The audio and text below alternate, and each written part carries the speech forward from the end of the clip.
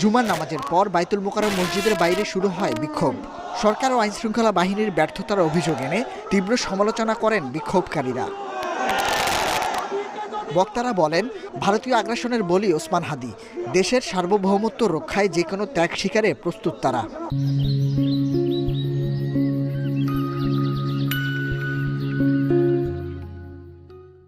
যদি ওসমান হাদির হত্যাকারীদের বিচার করা নাই, তাদেরকে গ্রেফতার না করা হয়, সর্বদলীয় ছাত্র আবার ফিরে যাবে।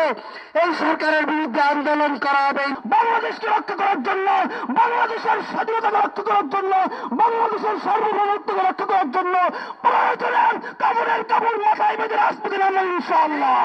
এদিকে শুক্রবার দুপুর থেকেই শাহবাগে জড়ো হতে থাকেন বিভিন্ন রাজনৈতিক দলের কর্মী ও সাধারণ মানুষ। জানান, হাদির দেখানো পথেই চালিয়ে নেওয়া হবে আগ্রাসন বিরোধী সংগ্রাম।